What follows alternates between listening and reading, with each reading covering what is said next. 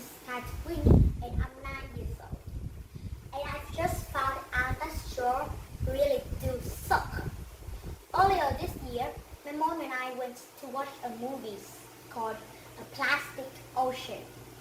It was the first time I've been told that plastic never ever breaks down and never actually goes away.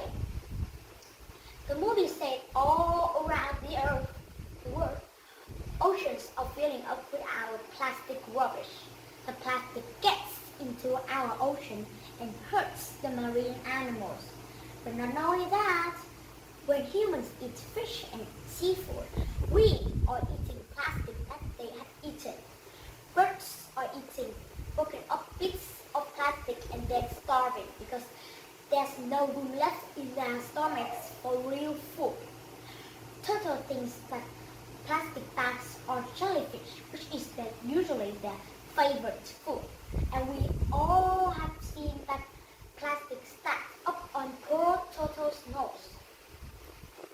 It's unfair. On the way home from watching the movie that night, I started thinking what I could do to help. I started thinking about plastic straws. They seem kind of harmless, don't they? But did you know? Every day, humans use more than 5 million straws. If you wind this up end to end, it will wrap around planet Earth 4 times. Every single day, I thought how we only use straws for a few minutes before throwing them in the bin.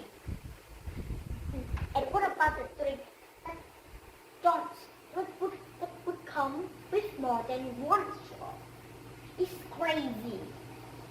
The problem is they don't always go in the bin.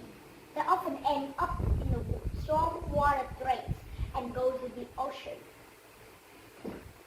And even if they do make it to the bin, what then? What do you think happens to them once we throw them in the bin?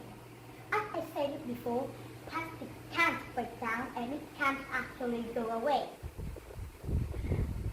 As you see, when my mom tells me to put my clothes away, I know where they go. They've got a place to go. But with plastic, there is no way. Did you know that the first plastic that we ever used is still somewhere on this planet?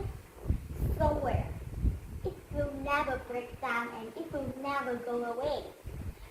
If my friend knew about all this plastic, they would help the ocean too. After all, we live in cars, and the Great Barrier Reef is our backyard, our playground.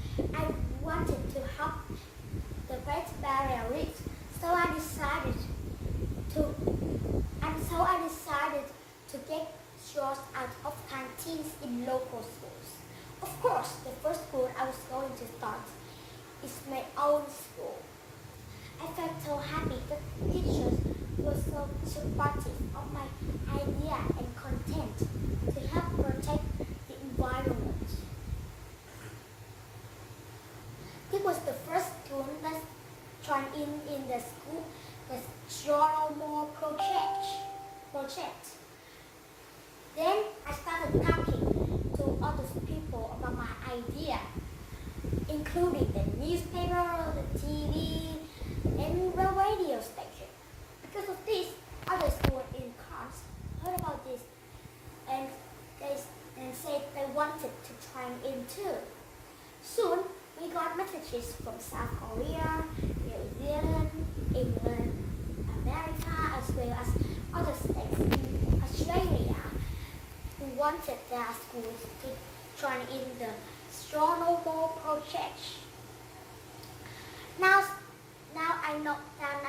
that I know there's some people limited movements with arms, legs, people in wheelchairs, I understand they really rely on straws.